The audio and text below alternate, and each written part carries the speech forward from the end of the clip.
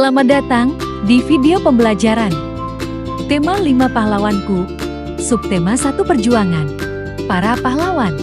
Oleh Ignatius Jerifan. Selamat pagi anak-anak. Pagi, Pak. Sehat? Sehat, Pak. Ya. Pada pagi hari ini kita akan belajar tentang pahlawan di tema 5. Sebelum kita mulai pembelajaran kita, alangkah baiknya kita mulai menyanyikan lagu nasional dan berdoa. Oke, semua berdiri.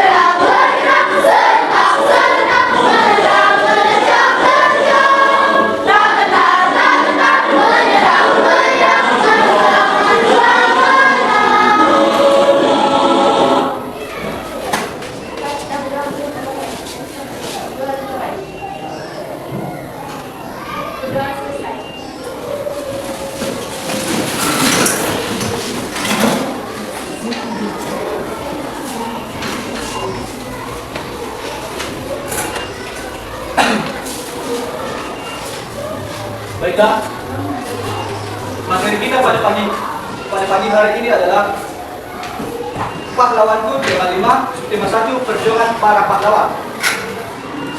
Di dalam materi kita pada pagi hari ini mengandung 3 mata pelajaran.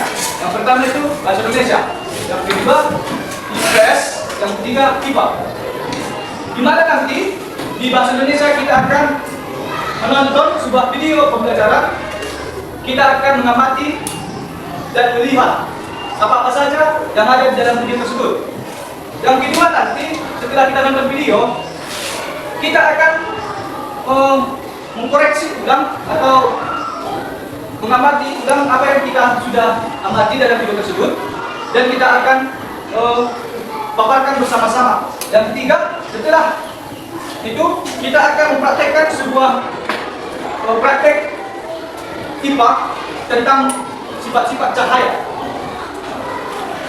Baiklah, sekarang kita akan menonton video pembelajarannya.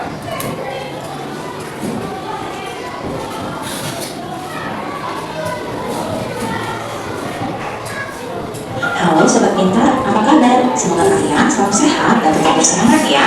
Jumpa kembali bersama Guru di YouTube channel Guru Mandiri. Pada hari ini, Guru akan menyampaikan materi pelajaran untuk SD kelas 4, tema 5, subtema 1, perjuangan para pahlawan, pembelajaran ke-1. Namun sebelum kita mulai, marilah kita awali pembelajaran kita pada hari ini dengan pembacaan doa terlebih dahulu ya. Hari ini kamu akan belajar tentang pahlawan. Tahukah kamu apa yang dimaksud dengan pahlawan? Sekarang coba kalian amati gambar-gambar berikut ini ya. Apakah yang sedang mereka lakukan?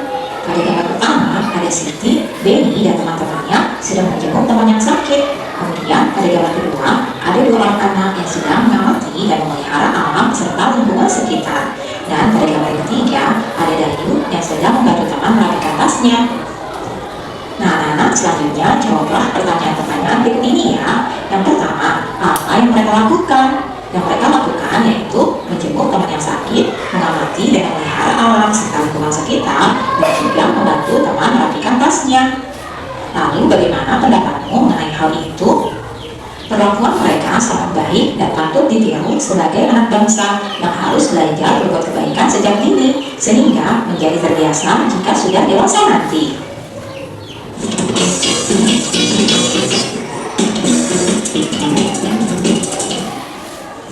Berikutnya, hal baik apa yang bisa kamu contoh?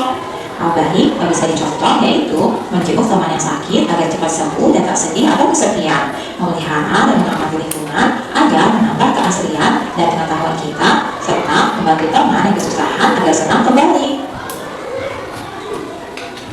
Anak-anak menolong orang lain dengan ikhlas, berani, dan gigih merupakan sikap yang dimiliki oleh para pahlawan.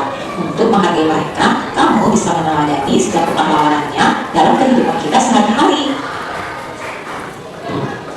Sekarang, bagaimanakah perjuangan para tokoh di masa kerajaan Hindu, Buddha, dan Islam? Lalu bagaimanakah sikap kepahlawanan yang mereka miliki? Yuk kita cari tahu ya. Sikap kepahlawanan juga tercermin dari perbuatan beberapa raja di masa kerajaan Hindu, Buddha, dan Islam. Mari kita pelajari lebih lanjut. Raja Purnawarman, panji segala raja. Raja Purnawarman mulai memerintah kerajaan Tarumanegara pada tahun 395 Masehi.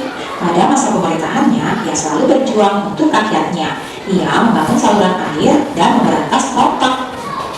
Raja Purnawarman sangat memperhatikan kesejahteraan rakyatnya. Ia memperbaiki aliran sungai Gaga di daerah Cirebon. 2 tahun kemudian, ia juga memperbaiki dan memperindah alur sungai Cukup sehingga air bisa mengalir ke seluruh kerajaan. Para petani senang karena ladang mereka mendapat air dari aliran sungai sehingga menjadi subur. Ladang para petani tidak kekeringan pada musim kemarau. Raja Purnawarman juga berani memimpin angkatan laut kerajaan Tarumanegara untuk memerangi bajak laut yang merajalela di perairan barat dan utara kerajaan. Setelah Raja Purnawarman berhasil membasmi semua perontak, keadaan menjadi aman. Rakyat di kerajaan Tarumanegara kemudian hidup aman dan sejahtera. Sebagai wujud kecintaan rakyat, kerajaan Tarumanegara kepada Raja Purnawarman, telapak kakinya diabadikan dalam bentuk prasasti yang dikenal sebagai Prasasti Ciakutewu. Sekarang anak-anak jawablah pertanyaan berikut ini ya. Tuliskan perjuangan yang dilakukan oleh Raja Purnawarman. Perjuangan yang dilakukan oleh Raja Purnawarman adalah dia membuat saluran air yang dihubungkan dari Sungai Citarum, Jawa Barat. Kemudian beliau selalu berjuang untuk rakyatnya. Dan Raja Purnawarman juga berani memimpin angkatan laut kerajaan Tarumanegara untuk memerangi bajak laut atau perontak. Selanjutnya, tuliskan sikap kepahlawanan yang dimiliki oleh Raja Purnawarman. Sikap kepahlawanan yang dimiliki oleh Raja Purnawarman adalah berani dan pantang menyerah memberantas kejahatan dan keamanan dan kesejahteraan rakyatnya. Selanjutnya, anak-anak, apa yang dirasakan oleh rakyat kerajaan Tarumanegara atas perjuangan yang dilakukan oleh Raja Purnawarman? Yang dirasakan rakyat kerajaan Tarumanegara adalah hidup aman dan sejahtera. Hal ini dikarenakan ladang milik mereka mendapatkan air dari aliran sungai sehingga menjadi subur dan tidak menderita kekeringan pada musim kemarau. Dan juga keadaan menjadi aman karena para perontak telah dikalahkan. Pertanyaan selanjutnya, menurutmu bagaimana kehidupan rakyat kerajaan Tarumanegara jika rajanya tidak memiliki sikap kepahlawanan? Jika raja tidak memiliki sikap kepahlawanan, kemungkinan kehidupan rakyatnya tidak aman dan sejahtera karena tidak ada yang memperbaiki saluran air dan memberantas perontak. Akan tetapi mungkin saja akan ada tokoh lain yang melakukan hal tersebut. Berikutnya anak-anak, coba kalian ceritakan kembali ya secara tertulis isi teks berdasarkan jawaban-jawaban kalian. Tulisanmu harus memperhatikan peristiwa yang ada, runtut, dan menggunakan ejaan yang benar seperti berikut ini. Raja Purnawarman adalah raja kerajaan Tarumanegara yang hidup di masa kerajaan Hindu. Karena Raja Purnawarman, rakyat kerajaan Tarumanegara hidup aman dan sejahtera. Raja Purnawarman adalah raja yang berani melawan kejahatan, pantang menyerah, dan cinta rakyatnya karena telah berjuang dengan gigih membela rakyatnya. Beliau memimpin armada laut untuk menumpas perontak yang merajalela. Sebagai wujud kecintaan rakyat kerajaan Tarumanegara kepada Raja Purnawarman, Telapak kakinya diabadikan dalam bentuk prasasti yang dikenal sebagai prasasti Ciarete. Anak-anak, berikut adalah beberapa tokoh dan peninggalan kerajaan pada masa kerajaan Hindu, Buddha, dan Islam. Peninggalan yang mereka wariskan bukan saja benda bersejarah, tetapi juga pemikiran dan nilai-nilai perjuangan yang telah menginspirasi bangsa Indonesia. Perhatikan peta Indonesia berikut ini ya. Di sini ada Sultan Iskandar Muda dari Kerajaan Aceh di Aceh. Selanjutnya ada juga Raja Balaputradewa Kerajaan Sriwijaya yang berada di Palembang, Sumatera Selatan. Berikutnya ada Sultan Hasanuddin yang dijuluki Ayam Jantan dari Timur, berasal dari Kerajaan Gorontalo, Makassar. Berikutnya ada juga Mahapati Gajah Mada dan Raja Hayam Wuruk yang berasal dari Kerajaan Majapahit. Selanjutnya berikut ini adalah prasasti Ciarete, peninggalan Kerajaan Tarumanegara yang berada di Bogor. Nah anak-anak, itulah tadi beberapa tokoh dan peninggalan kerajaan pada masa kerajaan Hindu, Buddha, dan Islam yang diwariskan kepada kita semuanya. Berikut ini tentang perjuangan dan juga nilai-nilai kepahlawanan. Yang pertama, perjuangan Raja Balaputradewa, yaitu membangun armada laut yang kuat. Pada masa pemerintahan Balaputradewa, Sriwijaya mengalami masa kejayaannya. Raja Balaputradewa dengan bantuan Raja Dewa Paladewa di Bali telah mendirikan vihara di Nalanda, India bagi pelajar-pelajar Nusantara yang belajar agama Buddha di Nalanda. Perkembangan pelayaran dan perdagangan Islam Melaka semakin pesat. Sikap yang dimilikinya yaitu berani dan tegas dalam memimpin. Nilai kepahlawanan yang kedua yaitu perjuangan Sultan Iskandar Muda. Perjuangan Sultan Iskandar Muda yaitu memperluas wilayah Aceh sampai ke semenanjung Malaysia. Aceh mengalami masa kejayaan karena menjadi pusat perdagangan dan pengembangan ajaran Islam. Sikap yang dimilikinya yaitu gigih, pemberani, dan rela berkorban. Berikutnya adalah perjuangan Sultan Hasanuddin. Sultan Hasanuddin sangat gagah berani dalam melawan VOC. Beliau juga berani mengorbankan seluruh hidup, kesenangan, serta kemewahannya untuk membela kehormatan bangsa dan negaranya. Beliau membela kehormatan negara dan mempertahankan setiap jengkal tanah airnya dengan tetesan darah. Sikap yang dimilikinya yaitu gigih, pemberani, dan juga rela berkorban. Selanjutnya, berikut ini adalah perjuangan Gajah Mada dan Hayam Wuruk. Gajah Mada dan Hayam Wuruk telah berhasil mempersatukan Nusantara. Gajah Mada dalam mengemban tugas dan tanggung jawabnya, baik setelah masih menjadi prajurit, patih, hingga panglima perang. Tatkala kerajaan Majapahit diserang oleh Rakuti, Gajah Mada menyelamatkan Raja Jayanegara beserta keluarganya. Nah, anak, itulah perjuangan dan nilai kepahlawanan dari beberapa tokoh pada masa kerajaan Hindu, Buddha, dan juga Islam ya. Demikianlah pembelajaran kita pagi hari ini. Semoga bermanfaat untuk kalian semuanya. Sampai jumpa lagi pada video pembelajaran.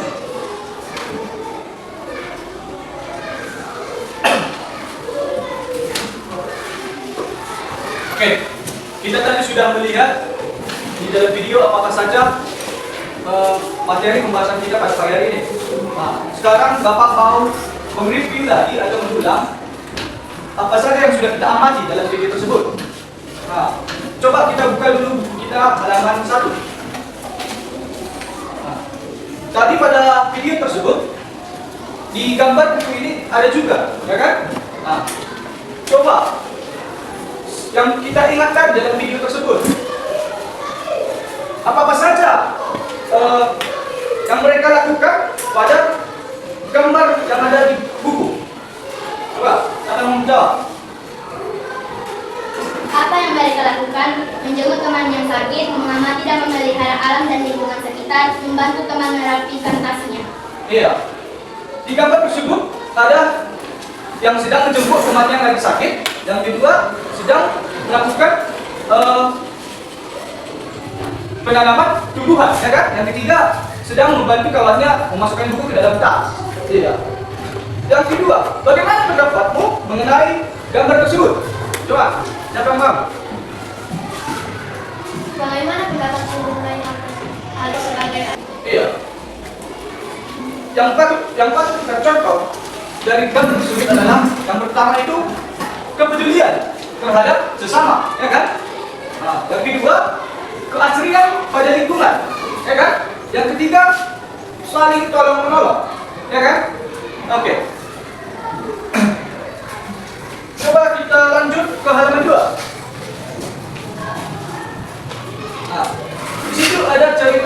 Purnawarman Panji Segala Raja. Nah, tadi di video kita sudah melihat kan, dan di video tersebut sudah menjelaskan tentang cerita Raja Purnawarman. Nah, sekarang Bapak mau tanya,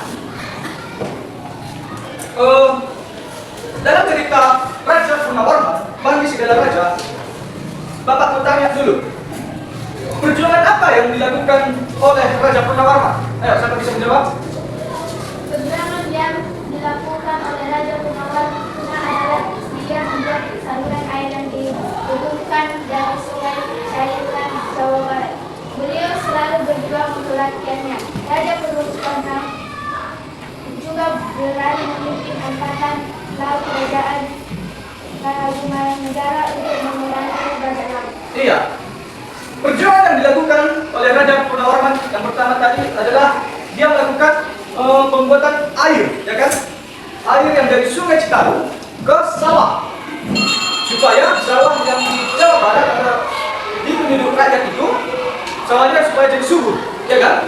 Nah, yang kedua, sikap kepahlawan apa yang dilakukan oleh Raja Purnawarman? Coba siapa menjawab? Sikap kepahlawanan yang dimiliki oleh Raja Purnawarman adalah berani dan pantang menyerah, memberantas kejahatan untuk keamanan dan kesejahteraan rakyat. Iya. Kepahlawanan yang dilakukan oleh Raja Purnawarman adalah keberanian, pantang menyerah, ya kan? Dia berani menjadi pemimpin bajak laut untuk memberantas perampok kejahatan, ya kan? Demi keamanan dan kesejahteraan rakyatnya, dia berani. Nah, yang ketiga,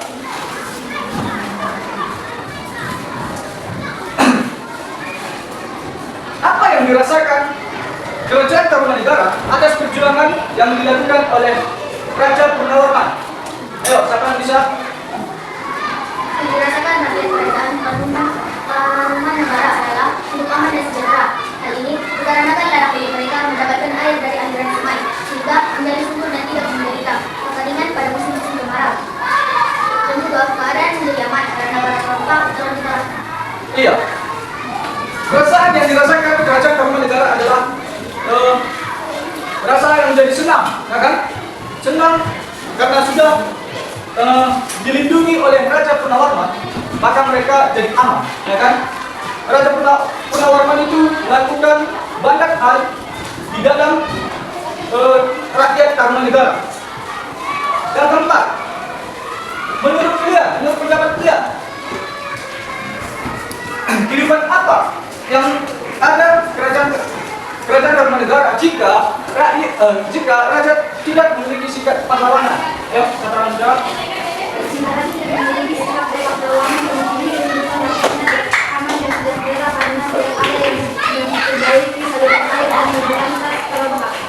Iya.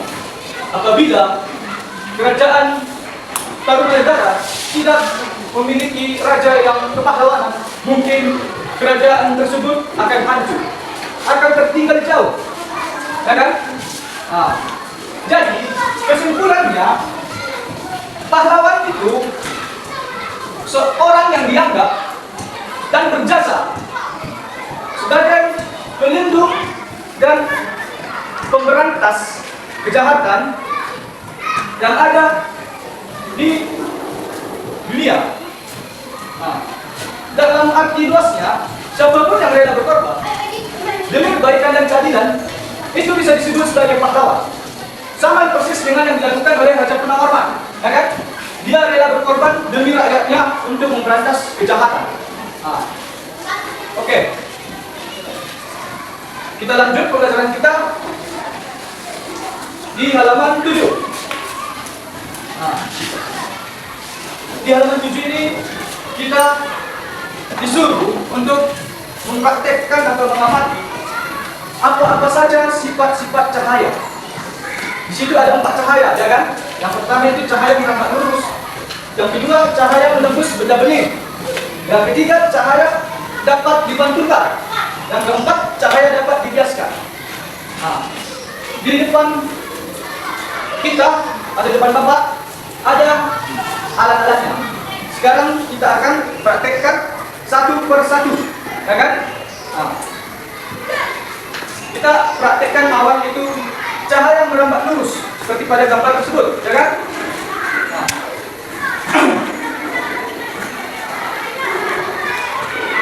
Di sini terdapat 3 karton yang berlubang di tengah-tengahnya dan 1 lilin di ujung, ya kan?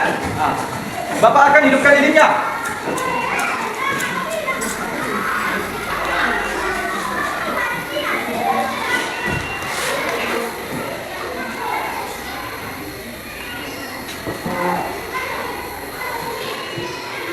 Oke. Cara pengamatannya, Bapak akan suruh satu kelompok dari satu orang satu kelompok untuk mengamati apa yang terjadi dalam praktek ini. Ayo, siapa mau dari kelompok satu orang untuk mengamatinya.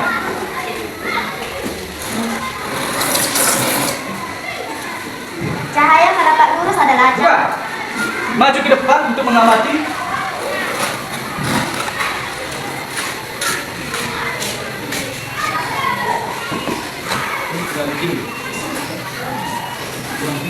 Apa itu ya?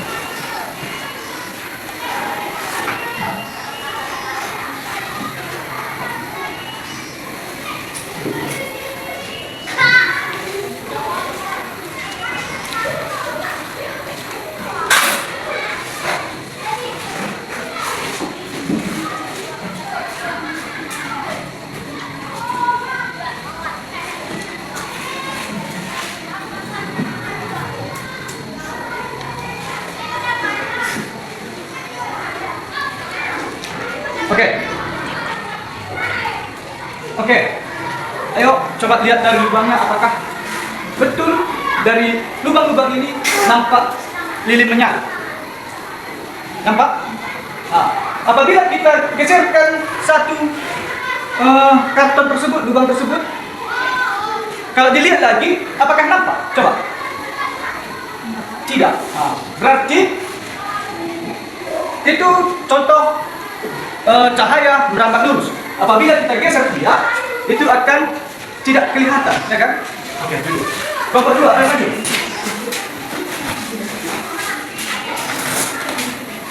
Nah, coba lihat dari lubang tersebut.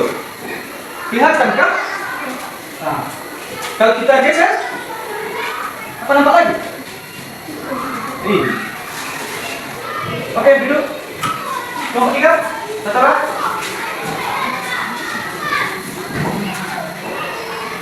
Coba lihat, akan lurus, lihat sampai ujung lilin. Bukan. Coba lihat lagi. Kenapa? Oke. Duduk. Oke, kita sudah saksikan masing-masing kelompok di mana itu praktek atau contoh cahaya merambat lurus. Apa tadi kita sudah lihat kan? Kita lihat dari sisi lubang ke cahaya lilin.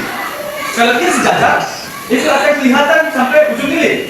Apabila tidak sejajar lubangnya, itu tidak akan kelihatan, ya kan? Nah, itu praktek yang pada nomor 1. Sekarang nomor 2.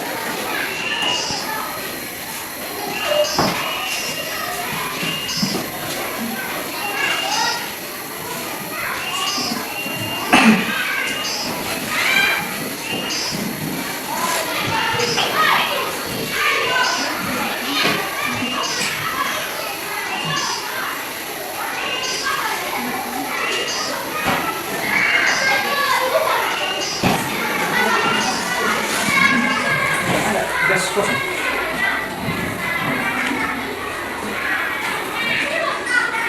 Gas kosong. Ini kan ini.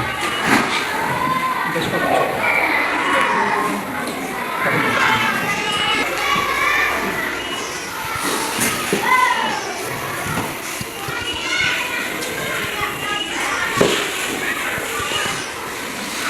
Oke. Di gambar kedua, sifat cahaya merambat sifat cahaya menembus benda bening. Nah, benda beningnya kita pakai gelas, baru cermin, ya kan?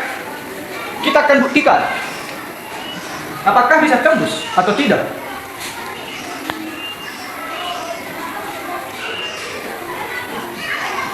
Oke, Bapak lihat dari sini tembus. Coba Bapak suruh dulu satu-satu. Kasih kelompok bergantian arah. Jangan yang tadi juga.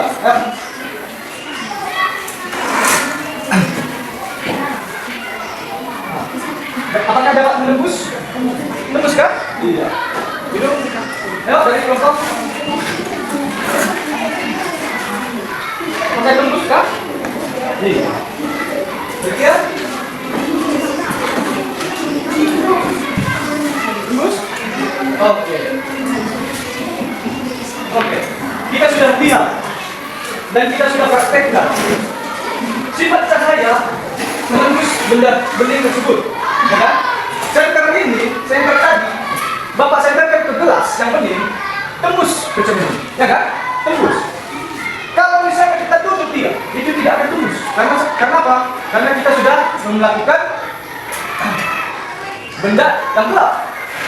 Dan benda gelap itu tidak memantulkan, ya kan? Itulah sifat cahaya menembus benda bening. Gambar ketiga itu cahaya dapat dipantulkan. Oke.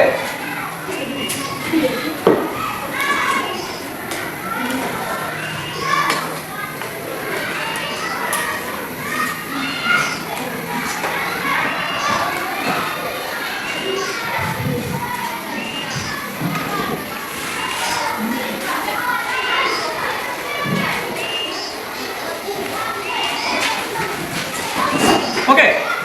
Apakah terpantul cahaya yang sudah Bapak senter ke cermin lain? Apa terpantul? Nampak kan? Nah, ya kan?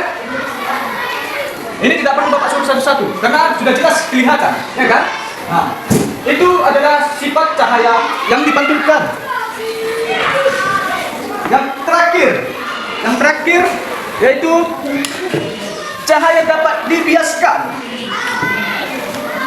Sini ada satu gelas air dan pulpen. Kita akan lihat dan kita saksikan bersama-sama gimana wujud benda tersebut setelah Bapak masukkan ke dalam gelas. Wujudnya sebelum kita masukkan itu lurus, ya kan? Lurus. Kalau kita sudah masukkan, apa yang terjadi? Kita saksikan. Nah, coba amati. Lihat, nampak? Atau Bapak suruh satu-satu lagi? Tidak perlu kan? Nah, lihat. Pulpen tersebut jadi terpatah, ya kan? Atau bengkok. Jadi itu yang disebut dengan pembiasa. Oke. Kita sudah mempraktekkan sifat-sifat cahayanya, ya kan? Sekarang di situ coba perhatikan bukunya. Di masing-masing sifat-sifat cahaya tersebut ada pertanyaannya. Yang pertama di situ, perhatikan apa yang terjadi. Yang pertama itu cahaya merapat lurus. Perhatikan apa yang terjadi, lalu coba bergeser posisi setiap karton sehingga lubang menjadi tidak sejajar. Perhatikan keadaannya. Coba. Siapa yang menjawab nomor satu?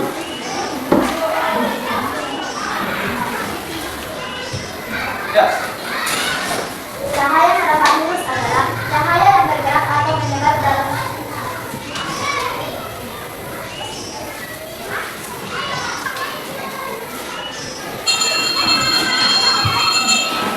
Jika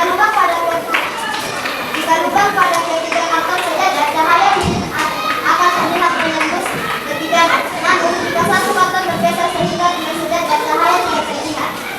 Iya. Sifat cahaya pertama tadi apabila tergeser dengan sedang mengikuti cahaya lilin tersebut. Iya. Yang nomor dua, cahaya menembus bening. Gimana tadi yang kalian perhatikan ketika kita praktekkan cahaya menembus bening tersebut? Ayo. Ya. Cahaya dapat menembus benda bening tersebut, tapi tidak dapat menembus benda gelap. Iya. Benda tersebut tadi yang bening bisa menembus ya. Dari cahaya yang kita buatkan. Setelah kita tutup tadi, tidak bisa menembus. Karena benda yang kita tutup bersifat gelap, ya kan? Nah. Yang ketiga, cahaya dapat dipantulkan. Yang kita perhatikan tadi, apa? Apa yang terjadi pada cahaya yang dipantulkan tersebut?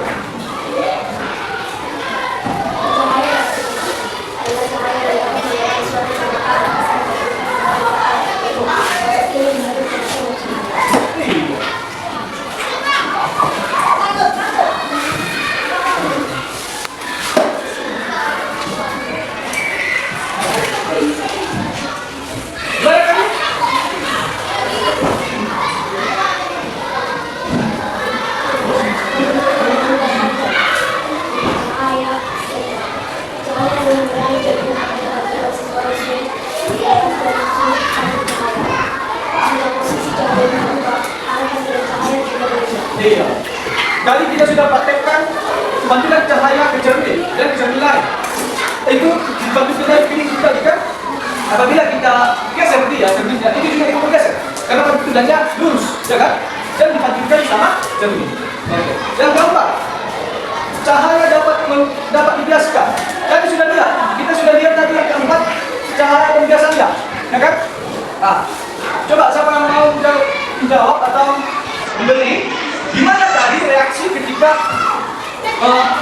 cahaya dapat dibiaskan tersebut? Ayo, siapa mau? Ya, Mbak Michelle. Pensil terlihat bengkok dan tampak lebih besar pada bagian yang berada di dalam air. Iya, pensil tersebut nampak kelihatan lebih besar di bawah, ya kan? Dan tidak lurus lagi, ya kan? Nah, jadi kita sudah melihat apa-apa saja sifat-sifat cahaya tersebut. Jadi Bapak sekarang ingin bertanya, kan kita sudah mengamati, ya kan?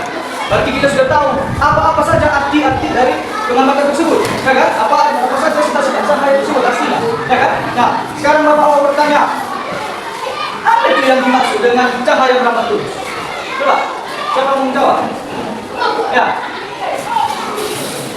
Cahaya berambat lurus adalah cahaya yang bergerak atau menyebar dalam gaji lurus saat melewati suatu medium yang seragam atau seperti udara, air, atau kaca.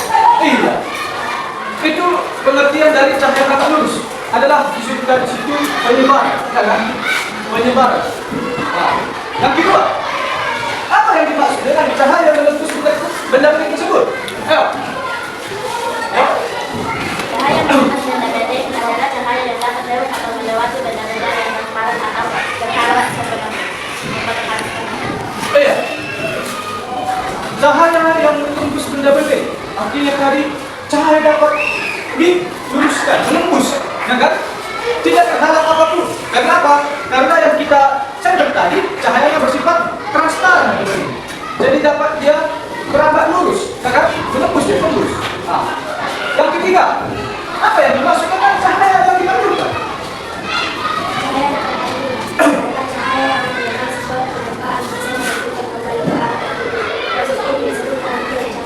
Iya. Iya.